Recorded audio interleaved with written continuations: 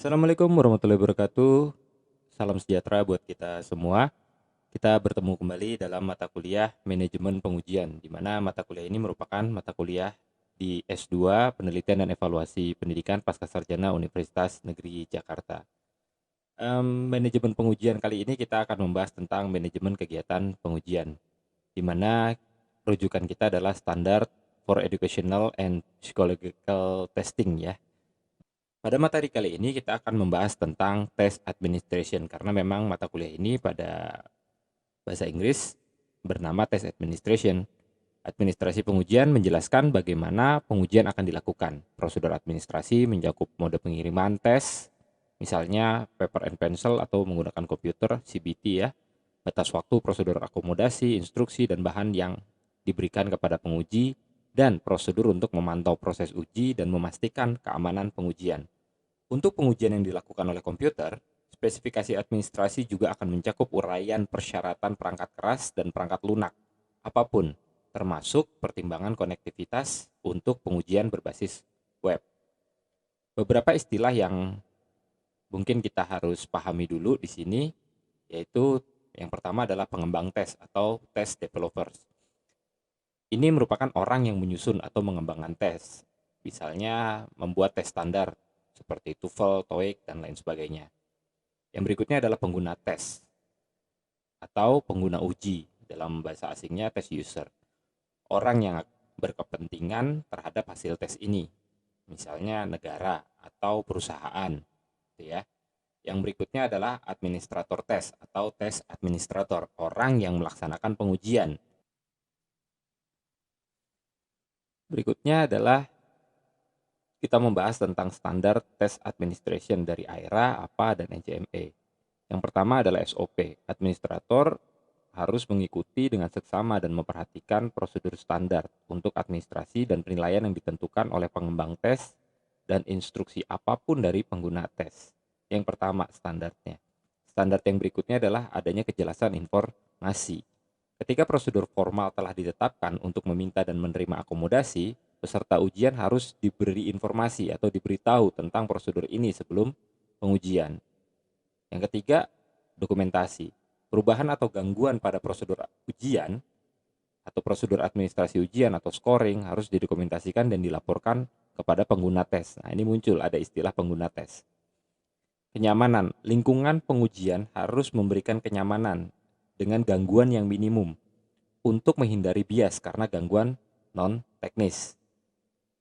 Berikutnya adalah instruksi yang jelas. Peserta harus diberikan instruksi yang jelas, latihan dan dukungan lain yang diperlukan untuk mengurangi bias karena gangguan non-teknis. Maksudnya di sini peserta tes itu adalah adanya simulasi sebelum dimulai ya. Jadi ada instruksi, ada administrasi tesnya.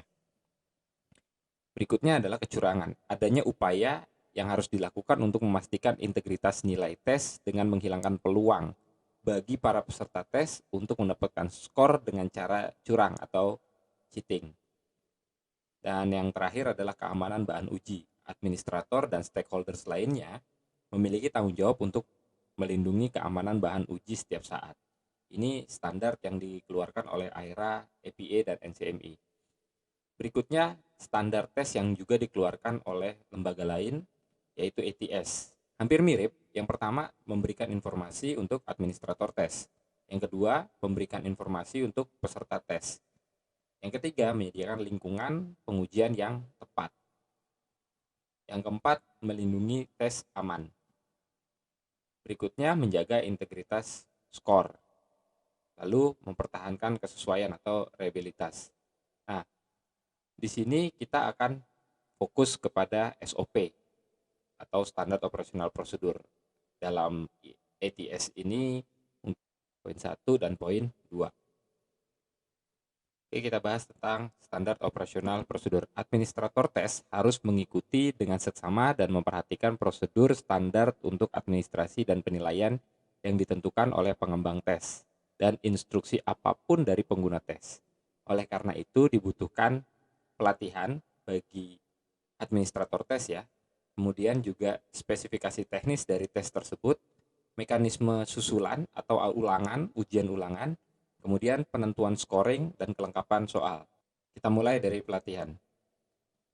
Mereka yang bertanggung jawab untuk program pengujian harus memberikan pelatihan, dokumentasi, dan pengawasan yang tepat, sehingga individu yang mengelola atau menilai tes memiliki kemampuan dalam mengadministrasikan ujian yang tepat atau prosedur penilaian dan memahami pentingnya mematuhi arahan yang diberikan oleh pengembang tes.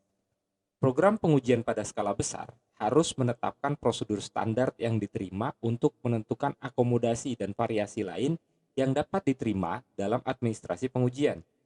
Pelatihan harus memungkinkan administrator ujian untuk membuat penyesuaian jika akomodasi atau ada modifikasi yang diperlukan yang tidak tercakup oleh prosedur standar.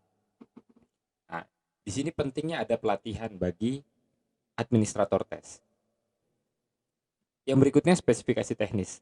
Spesifikasi teknis mengenai instruksi untuk peserta. Nah, berikutnya adalah batas waktu, bentuk tes atau butir yang harus direspon, dan bahan uji atau peralatan yang diuji. Secara umum, prosedur haruslah sama ya. Jadi artinya harus standar prosedurnya agar memperoleh data yang sesungguhnya. Peserta tes yang memiliki keterbatasan atau disabilitas diperlukan penyesuaian untuk sajian tes, misal dengan huruf braille atau bahasa isyarat bagi tunarungu. Sehingga harus disediakan alternatif solusi untuk mereka dapat mengakses tanpa merubah konstruk yang akan diukur. Keadaan khusus lainnya mungkin memerlukan fleksibilitas dalam administrasi, seperti dukungan bahasa untuk menyediakan akses dalam kondisi tertentu, misalnya bahasa asing, bahasa Indonesia, bahasa Inggris, bahasa Arab, bahasa Prancis mungkin ya, atau beberapa evaluasi klinis ya, seperti butuh kursi roda mungkin gitu ya, di samping prosedur yang berkaitan dengan akomodasi. Penyesuaian tersebut harus dipertimbangkan karena ketidaktelitian dalam prosedur dapat membahayakan validitas atau mempersulit perbandingan atau komparasi ya dari interpretasi skor tes. Penilaian ini harus dibuat oleh orang yang memiliki kualifikasi dan konsistensi dengan pedoman yang diberikan oleh pengguna tes atau pengembang tes. Artinya spesifikasi teknis ini sangat penting ya bagi keberlangsungan tes itu sendiri. Kita butuh instruksi, batas waktu, bentuk tes, atau bahasa mungkin yang lebih ini. Berikutnya adalah mekanisme ujian ulangan atau ujian susulan. Kebijakan mengenai pengujian ulang harus ditetapkan oleh pengembang atau pengguna pengujian atau tes administrator. Penguji dan administrator harus mengikuti kebijakan yang ditetapkan.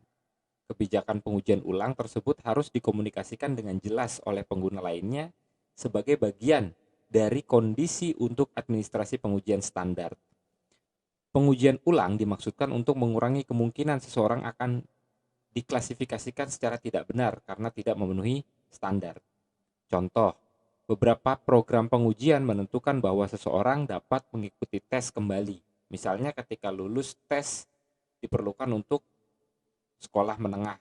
Kita pernah mendengar adanya ujian susulan di ujian nasional atau ujian ulangan di ujian nasional. Nah, mekanisme ini juga harus diatur dalam tes administration. Berikutnya adalah penentuan skor. Pengembang tes harus menentukan administrasi standar yang mendukung penggunaan untuk interpretasi skor atau pedoman penskoran. Pengguna tes harus menyadari implikasi dari kondisi administrasi yang kurang terkontrol. Pengguna tes bertanggung jawab untuk menyediakan dukungan teknis dan lainnya untuk membantu memastikan bahwa administrasi pengujian memenuhi standar atau persyaratan sejauh mungkin. Namun, kadangkala teknologi dan internet memungkinkan untuk melakukan tes di banyak pengaturan, termasuk pengaturan di mana kondisi administrasi mungkin tidak dikontrol atau tidak dimonitor secara ketat. Mereka yang membiarkan kurangnya standarisasi bertanggung jawab untuk menyediakan bukti bahwa kurangnya standarisasi tidak mempengaruhi kinerja pembuat tes atau kualitas atau komparasi perbandingan skor yang dihasilkan. Dokumentasi lengkap akan mencakup laporan sejauh mana kondisi administrasi standar tidak terpenuhi. Selanjutnya, format kelengkapan soal, seperti batas waktu, kemudian bentuk tes, format tes, tampilan tes, instruksi tes. Atribut ini berpotensi menambah varians yang tidak relevan. Oleh karena itu harus diperiksa sedetail mungkin dalam hal tujuan pengujian dan konstruk yang sedang diukur. Demikian materi kali ini, semoga bermanfaat. Wassalamualaikum warahmatullahi wabarakatuh. Salam sejahtera buat kita semua. Terima kasih.